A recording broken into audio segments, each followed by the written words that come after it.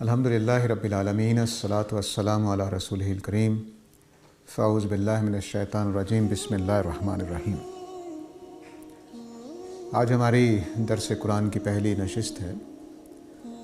مختصر طور پر قرآن کا ہلکا سا تعارف کرا کے تو ہم سورہ فاتحہ سے آغاز کرتے ہیں۔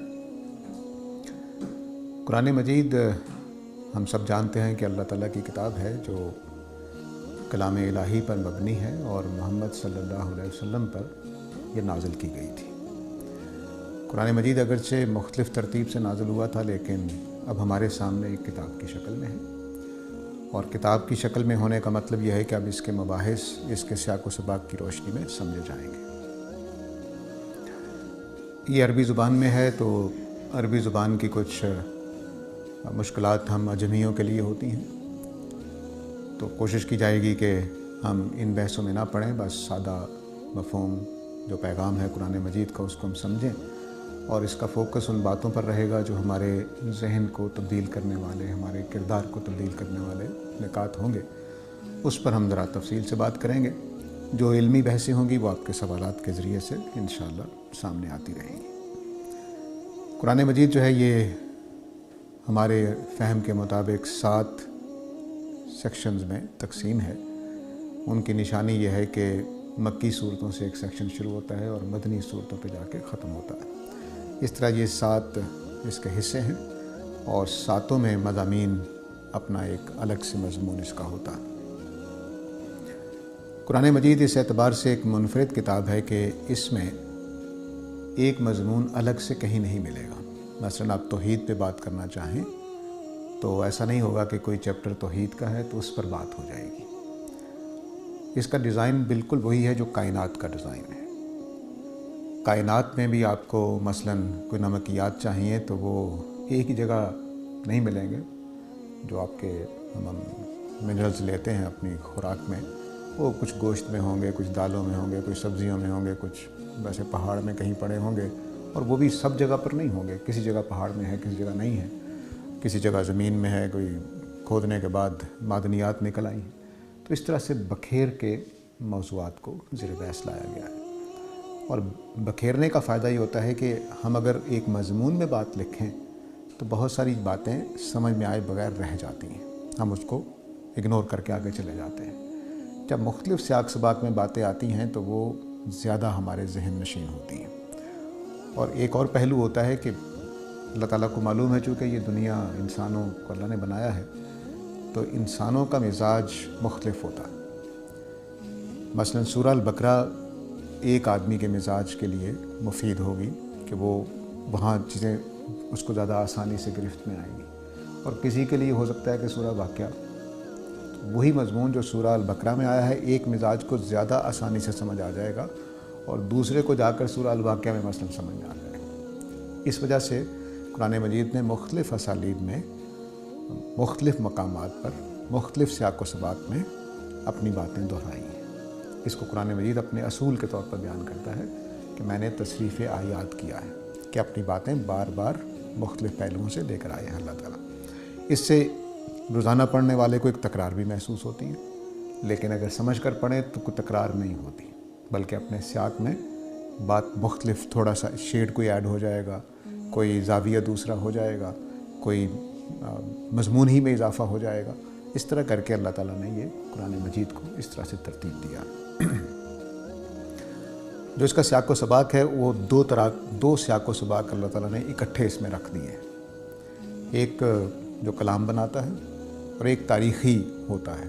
مثلاً اس وقت ہمارا درس آج کی تاریخ میں ہو رہا ہے، آپ لوگوں کا اور میرا مل کر یہاں بیٹھنا، المورد کا ماحول، اور آپ لوگوں کے سوالات سے اس کے اندر ہسٹوریکل کانٹیکسٹ جو ہے، تاریخی جو موقع محل ہے، وہ اس کا حصہ بن جائے گا ہماری گفتگو کا۔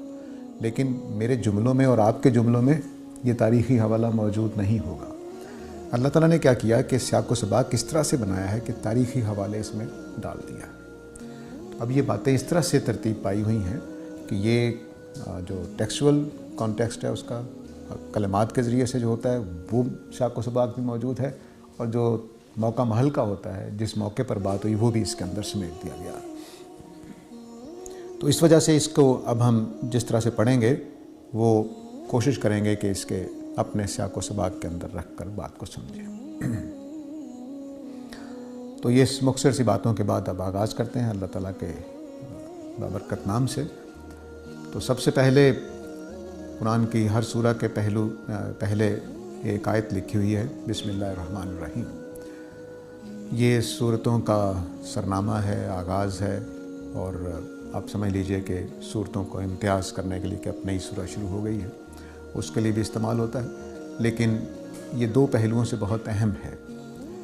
ایک یہ کہ نبی کریم صلی اللہ علیہ وسلم اللہ کے نام سے اس کلام کو پیش کرتے ہیں، تو اس کا مطلب یہ ہے کہ ان کا اپنا کلام نہیں ہے۔ بسم اللہ کا پہلا مطلب یہ ہے کہ اللہ تعالیٰ کے نام سے نبی کریم صلی اللہ علیہ وسلم یہ کلام پیش کر رہے تھے۔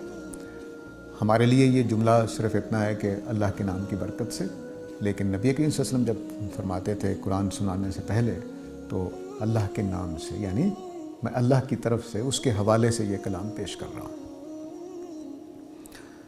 اس میں دو صفات اللہ تعالیٰ کی آئی ہیں۔ اسم کا جو مطلب ہوتا ہے وہ ذات کے معنی میں ہم بول لیتے ہیں، مثلا یہ خط آپ کے نام آیا ہے تو اس کا مطلب آپ کی ذات کے لیے آیا ہے، تو اللہ کی ذات کے، اللہ کے نام سے شروع کرتے ہیں، یعنی اللہ کے حوالے سے یہ شروع کرتے ہیں۔ الرحمن الرحیم اللہ تعالیٰ کی بہت دو جامع صفات ہیں، سورہ فاتحہ میں بھی آگے آئیں گی۔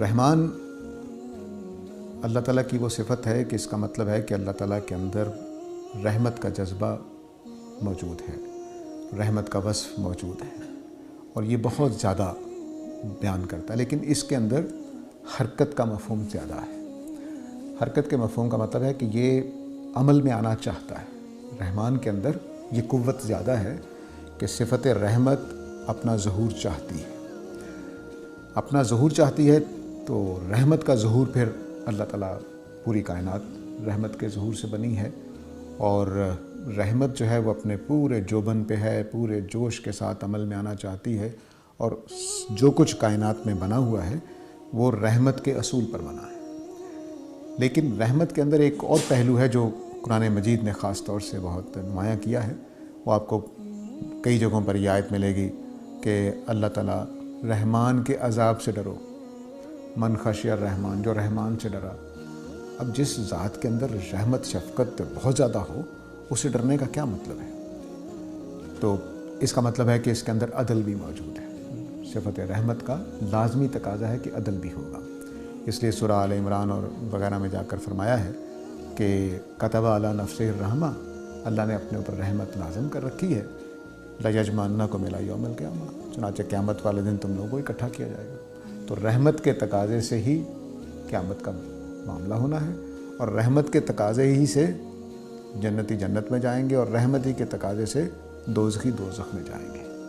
یہ رحمت کا ایک مفہوم ہے جو قرآن سے آگے چل کر واضح ہوتا ہے۔ لیکن ہدایت کے اعتبار سے بھی ایک رحمت کا تصور قرآن مجید سورہ رحمان میں اگر آپ دیکھیں کہ الرحمن علم القرآن، قرآن مجید کس نے سکھایا ہے؟ خدائے رحمان نے۔ اسی طرح نبی کریم صلی اللہ علیہ وسلم کو جب بعثت ہوئی ہے تو آپ فرمایا کہ انا ارسلناک رحمتا للعالمین، ہم چونکہ لوگوں پر رحمت کرنا چاہتے تھے اس لیے آپ کو بھیجا، تو وہ ہدایت کی رحمت ہے۔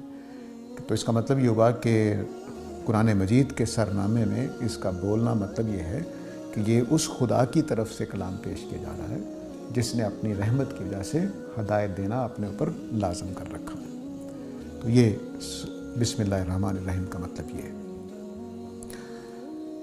آگے فرمایا الحمدللہ رب العالمین۔ الحمد کے بارے میں ہمارے ہاں عام طور سے ترجمہ ہوتا ہے کہ سب تعریفیں اللہ کے لیے۔ لفظی اعتبار سے تو ترجمہ ٹھیک ہے اس کو ہم، لیکن یہ پورا مفہوم ادا نہیں کرتا۔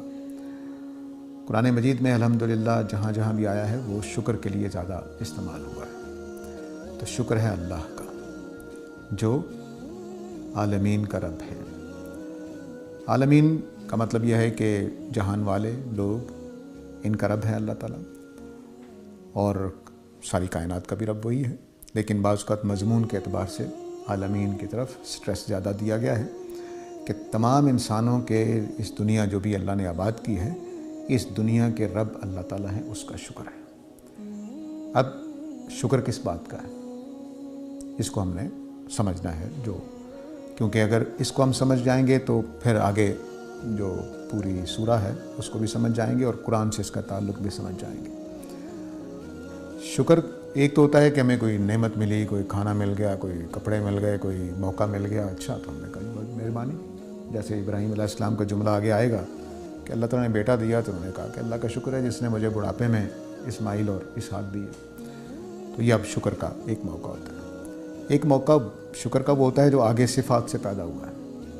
بس ہم کہیں گے بھئی سخی کا شکریہ، تو شکریہ اب کس کا ادا کر رہے ہیں؟ اس کی سخاوت کا۔ تو اب ہمیں کچھ ملا نہیں، کچھ زر بحث نہیں ہے کہ ملا ہے کہ نہیں ملا، ہم کہہ رہے ہیں کہ سخی آدمی کا شکریہ۔ تو یہاں آگے 2-3 صفات آ رہی ہیں، رب العالمین، الرحمن الرحیم اور مالک یوم الدین۔ ان 3 صفات کی بنا پر شکر ادا کیا جا رہا ہے۔ نعمتیں ملی ہیں یا نہیں ملی وہ ایک الگ بحث ہے، سب کو ملی ہے۔ کوئی مشکلات ہیں، تنگی ہے، کچھ ہے، وہ ایک الگ زیر بحث ہے۔ یہاں 3 صفات کے اوپر اللہ کا شکر ادا کیا جا رہا ہے۔ 3 صفات جو ہیں ان کو آپ سمجھ لینا چاہیے۔ رب کا لفظ جو ہے یہ بہت قرآن مجید میں اہمیت رکھتا ہے۔ لفظ رب جو ہے اردو میں تقریباً ہم اسی معنی میں بولتے ہیں، لیکن ایک مفہوم اس کے اندر نہیں ہے جو عربی میں ہے۔ ہم اسے خدا کے معنی بولتے ہیں، عربی میں بھی یہ خدا کے معنی بولا جاتا ہے۔ ہم اسے آقا کے معنی، مالک کے معنی بولتے ہیں، یہ اردو میں استعمال نہیں ہوتا، لیکن عربی میں اس کا استعمال ہوتا ہے کہ مالک کے معنی میں۔ اور تیسرے معنی جو پروردگار کے، اردو میں اس معنی میں ہم استعمال کرتے ہیں۔ یہ 3 پہلو ہیں لفظ رب کے، مالک، خدا اور پالنے والا، پروردگار۔ یہ تینوں پہلو ہمارے ساتھ خدا کا ایک رشتہ بناتے ہیں۔ مثلا ہم جس شخص کو اپنا باپ کہتے ہیں تو باپ کہنے سے ہمارا رشتہ اس سے استوار ہوتا کہ وہ باپ ہے، میں اس کا بیٹا ہوں۔ میں نے اپنے آپ کو بیٹا کہا، جس کا بیٹا کہا اس کے ساتھ باپ کا رشتہ قائم ہو گیا، ٹھیک ہے۔ تو رب کے لفظ بولتے ہی 3 پہلو ہیں تو 3 رشتے قائم ہو جاتے ہیں۔ آقا کے لحاظ سے، مالک کے لحاظ سے ہم کیا ہوئے؟ غلام ہوئے، مملوک ہوئے۔ وہ مالک ہے، ہم ملکیت میں اس کی۔ وہ پالنے والا ہے تو ہم پالے ہوئے ہوئے۔ وہ دینے والا ہے، ہم کھانے والے ہیں۔ وہ رازق ہے، روزی کے محتاج ہیں اس کے۔ یہ رشتہ اب جیسے ہی کوئی دینے والا ہوتا ہے تو اس کے ساتھ ایک اور رشتہ وجود میں آتا ہے، وہ شکر گزاری کا۔ میں آپ کو کوئی تحفہ دوں، آپ شکریہ ادا کریں گے، آپ مجھے دیں گے، میں شکریہ ادا کروں گا۔ تو خدا کا پروردگار ہونے سے نمک حلالی ہونا، شکر گزار ہونا، یہ آپ سے آپ پیدا ہو جائے گا۔ مالک کے اعتبار سے جب ہم وہ مالک ہیں، ہم غلام ہیں، تو جواب دہی کا لازمی پیدا ہو جائے گا۔ جیسے آپ کہتے ہیں جی یہ میرا ملازم ہے، تو آپ سے آپ پتہ ہے کہ یہ جواب دہ ہے، ٹھیک ہے۔ تو مالک کا لفظ بولتے ہی مملوک ہونے اور جواب دہ ہونے کا تصور پیدا ہوتا ہے۔ رب کے معنی میں پروردگار بولنے سے رزق دینے والا مطلب ہوا، ہم نمک خوار ہیں اس کے، یہ رشتہ آپ سے آپ پیدا ہو گیا۔ اور خدا کے اعتبار سے ہم بندے ہیں اس کے۔ تو یہ 3 رشتے لفظ رب سے پیدا ہو جاتے ہیں۔ تو ہم شکر ادا کر رہے ہیں کس ذات کا؟ جو پالنے والی ہے، جس نے ہمیں پیدا کیا، جس نے ہمیں رزق دیا۔ اب اللہ تعالیٰ مالک کیسے ہوئے؟ یہ قرآن مجید کی باقاعدہ ایک تھیم ہے جس کو سمجھنا چاہیے کہ اللہ تعالیٰ مالک کیسے ہو گئے۔ جس طرح ایک پینٹر پینٹنگ بناتا ہے تو وہ اس کا مالک ہو جاتا ہے، اسی طرح خدا اس کائنات کو تخلیق کر کے اس کا مالک ہو۔ اس کی ملکیت حقیقی ملکیت ہے۔ مثلاً آپ نے ایک کتاب لکھی اور میں نے مارکیٹ سے خرید لی۔ اب اس نسخے کا میں مالک ہوں، لیکن کتاب کس کی ہے؟ رائٹر کی۔ تو رائٹر حقیقی مالک ہے۔ تو کائنات کا رائٹر کون ہے؟ اللہ تعالیٰ۔ میرا رائٹر کون ہے؟ اللہ تعالیٰ۔ تو خالق ہونے کی وجہ سے وہ آقا ہوا ہے۔ یہ ساری کائنات کا مالک وہی ہے، لیکن اسے زمین ہمیں رہنے کے لیے دے دی، کہتے میں نے تمہیں خلیفہ بنا دیا، رہو اس میں۔ تو رب کا لفظ بہت اہم ہے۔ عہد الست میں آگے چل کر ہم سورہ اعراف میں جب پہنچیں گے تو جب اللہ تعالیٰ نے ہم سے عہد لیا کہ میں تمہارا رب نہیں ہوں، تو وہاں پر اللہ نہیں بولا کیا میں تمہارا اللہ نہیں ہوں، کیا میں تمہارا الہ نہیں ہوں، یہ نہیں بولا۔ یہ بولا تھا کیا میں تمہارا رب نہیں ہوں۔ تو رب کے اس لفظ کی اہمیت ہے، جس کی وجہ سے قرآن مجید کے آغاز میں بھی اسی سے بات شروع کی گئی ہے۔ تو تمام کائنات کا یا تمام لوگوں کا، تمام دنیا کا رب اللہ تعالیٰ ہے۔ تو تمام انسان خدا کے ساتھ 3 رشتوں میں جڑ جاتے ہیں۔ جواب دہ ہیں، الہ ہونے کے اعتبار سے، خدا ہونے کے اعتبار سے اس کے عبادت گزار ہوں گے، اور پروردگار ہونے کے اعتبار سے اس کے نمک خوار ہوں گے۔ 3 رشتے ہیں۔ ان تینوں میں سے اب شکر کس پر زیادہ بنتا ہے؟ آقا ہونے پر شکر نہیں بنتا، لیکن پروردگار ہونے پر بنتا ہے۔ پالتا ہے ہمیں، روزی دیتا ہے تو شکر بنتا ہے، فطری سی بات ہے۔ اور الہ ہونے پر بنتا ہے، کیونکہ الہ اس ہستی کو کہتے ہیں جس کا شکر ادا کیا جاتا ہے۔ تو عبادت کے پہلو ہو جائیں گے۔ تو عبادت کے پہلو سے شکر بن رہا ہے یہاں پر، اور رازق ہونے کے اعتبار سے، پالنے والا ہونے کے اعتبار سے۔ تو پہلا شکر کی وجہ یہ ہے کہ اللہ رب العالمین ہے۔ دوسری شکر کی وجہ یہ ہے کہ وہ رحمان الرحیم ہے۔ الحمدللہ رب العالمین الرحمن الرحیم۔ رحمان ہونے پر بھی شکر بنتا ہے۔ شکر ہے اللہ تعالیٰ کے، بڑے مہربان ہیں۔ اگر وہ سخت گیر ہوتے، فرعون کی طرح جابر ہوتے، حریص ہوتے، بخیل ہوتے، کیا بنتا؟ تو شکر ہے کہ وہ رحمان الرحیم ہے، شفقت والی ذات ہے۔ تو اب شکر کا الحمدللہ کا پہلا تعلق رب العالمین سے، دوسرا تعلق رحمان الرحیم سے۔ رحمان الرحیم میں بتا چکا ہوں کہ اللہ تعالیٰ کی صفت ہدایت یہاں ذیل بحث ہے، کہ اس نے ہدایت دینے کا فیصلہ کیا ہے۔ لیکن ہدایت دینے کا مطلب کیا ہوتا ہے؟ ہدایت دینے کا لازمی مطلب یہ ہوتا ہے کہ باز پرس بھی ہوگی۔ تو باز پرس رب العالمین میں آقا ہونے کے اعتبار سے تھی کہ اللہ تعالیٰ پوچھنے کا حق رکھتے ہیں۔ اب وہ ہدایت دینا چاہتے ہیں اپنے رحمت اور شفیق ہونے کی وجہ سے، تو ہدایت دیں گے تو پھر کیا ہوگا؟ تب بھی باز پرس ہو۔ میں نے آپ کو پورا پلان دیا تھا کہ یہ کرنا ہے، یہ کرنا ہے، کر لیا کہ نہیں کر لیا؟ تو لازمی بات ہے کہ رحمت کے اندر جو شفقت ہے، وہ اگر ہدایت کے اعتبار سے دیکھیں گے تو وہ بھی امتحان کا باعث بنے گی، اور اگر محض شفقت کے اعتبار سے دیکھیں تو میں بتا چکا ہوں کہ اللہ تعالیٰ نے قرآن مجید میں واضح کیا ہے کہ رحمت تقاضا کرتی ہے کہ مجرمین کو سزا دی جائے۔ رحمت تقاضا کرتی ہے۔ وہ ملک، وہ علاقہ رحمت والا علاقہ نہیں ہوگا جہاں پر بدماش دندناتے پھریں، شریف شرفا جو ہے بیچارے ڈر کے گھروں میں بیٹھے ہوئے ہوں، اور آپ کہیں بڑا رحمت والا ہے کیونکہ بادشاہ بڑا ہی مہربان ہے، کسی کو کچھ نہیں کہتا۔ یہ رحمت کا معاشرہ نہیں ہوگا۔ رحمت کا معاشرہ وہ ہوتا ہے کہ جہاں مجرمین کنٹرول میں رہیں، اگر وہ حرکت کرتے ہیں تو ان کو سزا ملے۔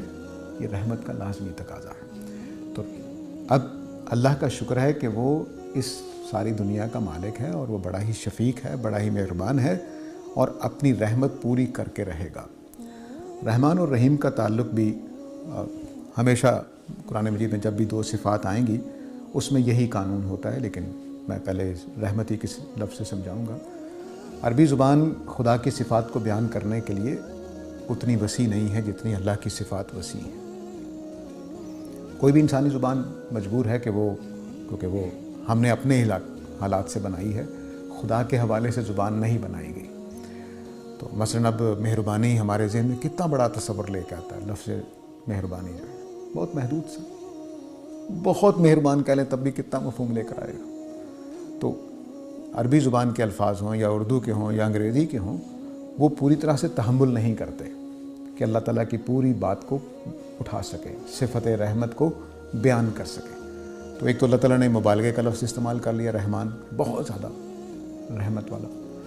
لیکن بہت زیادہ رحمت کسی بھی چیز میں کہیں کہ بہت تو ختم ہونے کا امکان ہو سکتا ہے، کیونکہ عربی زبان کے اندر اس طرح کے، یا اردو میں بھی، مہربانی وقتی بھی ہو سکتی ہے، دائمی بھی ہو سکتی ہے۔ تو رحمان کے اندر جو یہ پہلو تھا کہ صفت رحمان پرجوش ہے، پورا متحرک ہے، ہر وقت حرکت میں ہے، وہ کبھی بھی سوتی نہیں ہے، اس کے اندر دائمی کا مفہوم پیدا کرنے کے لیے آگے رحیم کا لفظ بولا گیا ہے۔ رحیم اس وزن پر جتنی بھی صفات آئیں گی، کریم، رحیم، علیم، حکیم، اس کے اندر دوام پایا جاتا ہے، ہمیشہ پائی جاتی ہے۔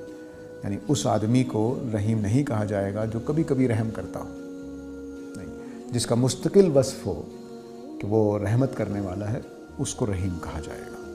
نبی کریم صلی اللہ علیہ وسلم کو بھی رحیم کہا گیا، رؤوف الرحیم۔ تو اس کا مطلب یہ ہے کہ آپ مسلسل بچپن سے لے کر جوانی، جوانی سے لے کر آخری دن تک وہ مسلسل مہربان تھے. لیکن رحمان وقتی طور پر بھی ہو سکتا ہے. ٹھیک ہے. اب رحمان اور رحیم دونوں نے مل کر بتایا کہ اللہ تعالیٰ پرجوش رحمت والے ہمیشہ ہمیشہ کے لیے. ان کی رحمت میں کبھی بھی کمی نہیں آتی، کبھی تعطل نہیں آتا، رکاوٹ نہیں آتی. وہ مسلسل شاندار درجے کی رحمت کرنے والی ذات ہے. تب ہدایت دینی ہو، تب قیامت کے دن فیصلہ کرنا ہو، تب دنیا میں رزق دینا ہو، تب وہ رحمت کے اصول پر دیا جا رہا ہے. اس میں کبھی کمی نہیں آئے گی. تو شکر کا ایک پہلو تو میں نے واضح کر دیا کہ وہ شفیق ہے، شکر اللہ کا، وہ عادل ہے، وہ معاملات کو حکمت کے ساتھ، رحمت کے ساتھ کرنے والا ہے. رحمت کا ایک اور پہلو جو قرآن مجید میں آگے چل کر واضح ہوتا ہے کہ اللہ تعالیٰ ہماری غلطیوں پر فوراً نہیں پکڑتے، فوراً نہیں پکڑتے. تو شکر ہے اللہ کا، فوراً نہیں پکڑتے، توبہ کا موقع دیتے ہیں. اگر توبہ کا موقع اللہ نے نہ رکھا ہو تو ہم جتنے گناہ اکٹھے کر لیے ہیں اگر وہ مٹائے نہ جا سکیں تو بڑا ہی مسئلہ ہو جائے گا. تو اس سارے پہلوؤں سے اللہ کا شکر ہے. آگے فرمایا مالک یوم الدین. جیسا میں نے بتایا قرآن مجید کہتا ہے کہ اللہ نے اپنے اوپر رحمت واجب کر رکھی ہے، لہذا قیامت برپا کرے گا. تو رحمت کے بعد مالک یوم الدین بھی یہاں اسی معنی میں کہ اپنی رحمت کے ظہور ہی میں وہ قیامت برپا کرے گا. لیکن قیامت والے دن کیا ہوگا؟ عدل قائم ہوگا، جزا و سزا ہوگی، فیصلے کا دن ہے، جزا و سزا کا دن ہے. تو مالک اس دن اللہ ہی ہوں گے. شکر کی وجہ یہ ہے، شکر کی وجہ یہ ہے کہ اللہ تعالیٰ ہی اس دن مالک ہوں گے. اگر اس دن فرعون کے ہاتھ میں کنٹرول چلا جائے تو کیا ہوگا؟ مسئلہ پیدا ہو جائے گا. نیک سے نیک آدمی کو دے دیجیے، اس کو پورا علم نہیں ہوگا. انسان ہے نا، اس کو پورا علم نہیں ہوگا کہ یہ آدمی کیسا تھا کیسا نہیں. نیتوں کے حالات تو نہیں جانتے ہیں. اب کئی دفعہ زندگی میں ہوتا ہے کہ ہم نے پیار سے بات کی ہوتی ہے لیکن سامنے والا وہ غصہ کر جاتا ہے. تو اب اللہ تعالیٰ کو پتہ ہے نا کہ اس کا غصہ ٹھیک نہیں ہے، اس نے دل سے اچھی بات کہی تھی، میں اس کا گناہ نہیں لکھ رہا، لیکن اس کو ذرا دلاسا دے دیا جائے گا کہ بھئی کوئی بات نہیں ہے، اس نے بات غلط طریقے سے نہیں کہی تھی. تو اس طرح سے اللہ تعالیٰ ہی کا عدل کرنا ہمارے لیے شکر کا باعث ہوگا. وہ ایک ایک چیز کا خیال رکھیں، پورے علم کے مطابق، پوری حکمت کے مطابق، پوری دانائی کے مطابق، ہر چیز کا خیال کرتے ہوئے، میرے اور آپ کے حالات کا خیال رکھتے ہوئے کہ کس دباؤ میں تھا جب یہ کام ہوا، کن حالات میں تھا، فاقے سے بیٹھا ہوا تھا، روزے رمضان آ گیا، نہیں پورے کر سکا، ٹھیک ہے، اللہ تعالیٰ اس کا لحاظ کریں گے. بیماری کتنی تھی، سفر کیسا تھا، کس طرح کی مشقتیں تھیں، اس کا لحاظ کرتے ہوئے. تو یہ مالک یوم الدین.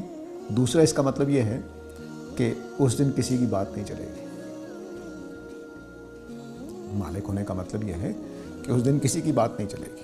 سارے کے سارے فیصلے اللہ کے کنٹرول میں ہوں گے. کوئی اللہ کے فیصلوں کو تبدیل نہیں کرا سکے گا. شفاعت کا ایک تصور ہے، وہ انشاءاللہ مناسب موقعوں پر ہم آگے چل کر واضح کریں گے. تو اللہ کے اس دن پورے کا پورا اختیار صرف اللہ کے پاس ہوگا. اب اس کی ایک اس کا مفہوم ایسا بھی نکل رہا ہے کہ دنیا میں فیصلے میں اور آپ بھی کرتے ہیں، ایسا ہی ہے. عدالتیں لگی ہوئی ہیں، پنچایتیں لگی ہوئی ہیں، گھر میں بچوں کے جھگڑوں میں والدین فیصلے کر رہے ہوتے ہیں، کوئی بڑا بھائی فیصلہ کر رہا ہوتا ہے. اس دن یہ اختیار واپس لے لیا جائے گا. یہ صرف اللہ کے ہاتھ میں رہ جائے گا اختیار. اس دن فیصلوں کا اختیار ختم ہو جائے گا سب کا. تو اب شکر کس بات پر ہے؟ کہ اللہ کا شکر ہے کہ وہ رب العالمین ہے، رب ہونے کے اعتبار سے، رحمان اور رحیم ہونے کے اعتبار سے. اور شکر ہے کہ قیامت والے دن بھی وہی ہوگا، کوئی اور نہیں ہوگا، کسی اور کے ہاتھ میں فیصلہ نہیں دیا جائے گا. ان تین باتوں پر شکر ادا کیا جا رہا ہے. یہ تینوں باتیں مل کر پورے دین کی بنیاد بن جاتی ہیں. اس لیے سورہ فاتحہ میں ان تین صفات کا حوالہ دیا گیا ہے. آپ کی باز پرس اس میں آ گئی ہے، ہدایت اس میں آ گئی ہے، خدا کے قیامت والے دن جو فیصلے ہونے ہیں اس کا ذکر یہاں آ گیا ہے. تو دین پورے کا پورا اصل میں انہی تین چیزوں کا نام ہے. کوئی خدا ہے ہمارا جس نے یہ دنیا بنائی ہے، مالک ہے، آقا ہے، پالنہار ہے، اس نے یہ دنیا بنائی ہے. وہ بہت ہی رحمان و رحیم ہے، عدل کی حد تک رحمان ہے، عدل کی حد تک رحمان ہے. اس نے یہ دنیا آزمائش کے لیے بنائی ہے क़यामत वाले दिन वो फैसला फरमाएगा, पूरे दीन की बुनियाद रखती है। इसलिए नबी करीम सल्लल्लाहु अलैहि वसल्लम ने इसको अल-फातिहा करार दिया है कि ये कुरान मजीद की ओपनिंग है, कुरान मजीद का दिबाचा है। कुरान मजीद के जितने मज़ामीन आगे आने हैं वो इन्हीं 3 सिफ़ात से फूटते हैं। तो अब एक बात नुक्ते की और समझ लीजिए कि दीन किस चीज़ का नाम है? खुदा की सिफ़ात के ज़हूर का नाम है। दुनिया का सबसे कीमती इल्म खुदा को जानना है। इसकी अहमियत भी समझ लीजिए। मसलन आप मेरे घर जाना चाहें, मैं कहूँ यार मेरे वालिद साहब बड़े सख्त आदमी हैं, शोर शराबा पसंद नहीं करते, तो आपने डिसिप्लिन के साथ बैठना है। तो मैं क्या बता रहा हूँ? अपने वालिद का एक वस्फ़ बता रहा हूँ, सिफत बता रहा हूँ, जिसकी बुनियाद पे आपने मेरे घर में आने के बाद कौन सा रवैया अख्तियार करना है। खुदा की सिफ़ात भी हमें यही बताती है कि किस किस्म की ज़ात है जिसने ये दुनिया बनाई है, उसकी दुनिया में कैसे रहना है। तो मुझसे किसी ने कई दफ़ा सवाल किया है कि अल्लाह ताला अपनी तारीफ़ें बहुत करता है, तारीफ़ें नहीं करते, सिफ़ात बताते हैं कि मैं कैसा हूँ। तो जब मैंने अपने वालिद साहब को बताया कि बड़े सख्त गुस्से वाले हैं, तो मैं उनकी तारीफ़ नहीं कर रहा था, उनका एक सिफत बता रहा था कि वो इस तरह के हैं, वो शोर शराबा पसंद नहीं करते। ऐसे ही अल्लाह ताला बताते हैं कि मैं रहमान और रहीम हूँ, मैं अदल कायम करके रहूँगा, शफ़क़त भी करूँगा, तौबा भी कबूल करूँगा, नरमी भी करूँगा, तुम्हारे हालात भी देखूँगा, लेकिन मालिक यौमिद्दीन मैं हूँ, बच के रहो, होशियार रहो। तो ये वो सिफ़ात हैं जो अल्लाह ताला बताते हैं। इन सिफ़ात की रोशनी में हमारा पूरा ज़ाब्ता, पूरी ज़िंदगी का नज़रिया तब्दील होता है। तो सूरह फातिहा एक अरब को ये बता रही थी कि तुम किसकी दुनिया में रह रहे हो, उस दुनिया की हकीकत क्या है। हकीकत यह है कि इस कायनात का, इस दुनिया का रब कौन है? एक रब है, एक रब उसका है। अभी तारुफ नहीं कराया अल्लाह ताला ने कैसे हैं कैसे नहीं, बस एक रब है जिसको अल्लाह के नाम से तुम जानते हो, और वो रहमान और रहीम रब है। उसकी सिफत शफ़क़त अपना काम करके रहेगी, हदायत देनी है हदायत देकर रहेगी, क़यामत बर्पा करनी है क़यामत बर्पा करके रहेगी, शफ़क़त और मेहरबानी से कुछ गुनाह माफ़ होने हैं तो माफ़ करके रहेगी, जिनकी सज़ा मिलनी है उनकी सज़ा देकर रहेगी, और क़यामत वाले दिन अकेला ही वो फ़ैसला करने वाला होगा। ये दुनिया की हकीकत है। इस हकीकत को जो नहीं समझेगा वो टामक टोइयाँ मारेगा, और कल क़यामत वाले दिन गलत नताइज को भुगतना पड़ेगा। तो गलत नताइज को भुगतने से बचने के लिए इन 3 सिफ़ात का सही तसव्वुर, फ़हम, इदराक ज़रूरी है। अगर ये इदराक 3 सिफ़ात का हासिल नहीं हुआ तो कायनात का ज़ाविया ही समझ नहीं आया। कायनात का ज़ाविया, ये कायनात की हकीकत क्या है। अप्रोचेस दुनिया में 2-3 तरह की हैं ज़िंदगी गुजारने की। एक अप्रोच है कि हम फ़लसफ़ियाना तौर पे मुशगाफियाँ पैदा करें, अक़ल के घोड़े दौड़ाएँ, बड़े आला किस्म के फ़लसफ़े बनाएँ, और बड़ी बड़ी मोटी हकीकतों का भी इनकार कर दें। पता नहीं ये दुनिया भी है या नहीं है, आप मेरे सामने बैठे हुए भी है कि नहीं बैठे, फ़लसफ़े में हम ये भी कर सकते हैं। दूसरा तर्ज़ फ़िक्र रियलिस्टिक अप्रोच, इस कायनात की हकीकत क्या है उसको समझें, उसके मुताबिक हमने ज़िंदगी बसर करनी है। और तीसरी अप्रोच जो होती है वो ये होती है कि हम दोनों को मिक्स कर लेते हैं, कुछ हकीकत मान ली, कुछ फ़लसफ़ा मान लिया, कुछ इस तरह की बातें कर ली, कुछ इस तरह की बात कर ली। तो असल हकीकत के मुताबिक ज़िंदगी गुजारना ही असल दानाई है, और उसी का नताइज अच्छे निकलेंगे। तो कुरान मजीद ये बताना चाहता है कि दुनिया की हकीकत क्या है। वो पहली 3 आयतों में अल्लाह ने इस दुनिया की हकीकत बताई है, और इस हकीकत को मान लेना लाजमी बात है। और वो मानना किस जज्बे से है? वो नफ़रत के जज्बे से नहीं, घबराहट के जज्बे से नहीं, शुक्र के जज्बे से। अगर शुक्र के जज्बे से नहीं मानेंगे तो अनकरन पसंद नहीं है जी, अब क्या करें, मुसीबत पड़ गई है, क्या करें, तो हो सकता है कि कोई निजात का रास्ता निकल आए, लेकिन आपकी ज़िंदगी बड़ी मुश्किल हो जाएगी, नामुमकिन हो जाएगा ज़िंदगी गुजारना। तो शुक्र के लफ्ज़ से आगाज़ करके 3 बड़ी सिफ़ात जिस पर पूरे दीन की बुनियाद है उसको वाज़े कर दिया। तो ये सूरह फातिहा का तमहीद है। इस तमहीद का लाजमी तकाज़ा है کہ جب دنیا کی حقیقت یہ ہے کہ کوئی رب ہے، دنیا کا مالک ہے، دنیا کا آقا ہے، دنیا کا پالنہار ہے، اور وہ رحمان و رحیم ہے، اپنی صفت رحمت کا پورا ظہور کر کے رہے گا، اور وہ قیامت کے دن کا اکیلا مالک ہے، تو پھر اب بندگی کس کی ہونی چاہیے؟ آگے یہی فرمایا ایاک نعبد، کہ اس کے علاوہ چارہ کوئی نہیں ہے۔ اب حقیقت پسند آدمی کا پہلا جملہ یہی ہوگا۔ مثلا میں نے تقریر کی اپنے بچوں کے سامنے کہ میں نے تمہیں پالا پوسا، بڑا کیا، پیدا کیا، سب کچھ کیا، تو میرے آگے سے بولتے ہو؟ تو شریف بچے کا کیا رویہ ہوگا؟ نہیں والد صاحب، ہم آپ کو عزت احترام کریں گے۔ یہ اس طرح کی بات ہے۔ لازمی تقاضا ان تین صفات کا، جیسے ہی یہ تین صفات سمجھ میں آ جاتی ہیں تو سوائے سر جھکانے کا اور کوئی راستہ نہیں۔ تو ایاک نعبد کا مطلب یہی ہے، ہم تیری ہی بندگی کرتے ہیں۔ کیوں؟ مالک تیرے علاوہ کوئی نہیں ہے قیامت کے دن۔ ہاں کوئی اور ہوتا تو ہم چلے جاتے، چلو جی اس کی بندگی کر لیتے ہیں، شاید بچا لے قیامت والے دن۔ رحمان و رحیم کی صفت اپنا ظہور کر کے رہے گی تو کسی اور کے پاس جانے کی کیا ضرورت ہے؟ اگر ادھر سے ہی شفقت ہو سکتی ہے، ادھر سے ہی معافی ہو سکتی ہے، ادھر سے ہی توبہ قبول ہو سکتی ہے، تو کسی اور کے پاس جانے کی کیا ضرورت ہے؟ اور رب اگر وہی ہے، پیدا اس نے کیا، پالا اس نے ہے، خدا وہی ہے، تو پھر وجہ کیا ہے ادھر ادھر جانے کی؟ تو یہ تین صفات نہ صرف یہ کہ دنیا کا نقشہ بتا رہی ہیں، اس کا زاویہ نظر آپ کا کیا ہونا چاہیے، ساتھ ہی یہ بتا رہی ہیں کہ بندگی کا لازمی تقاضا کر رہی ہیں تم سے۔ تو ہر اس باپ کا جس نے آپ کو پالا پوسا ہے، پیدا کیا ہے، اچھا رزق اپنی محنت کے حد تک اس نے کھلایا ہے، اس باپ کی شکر گزاری بنتی ہے۔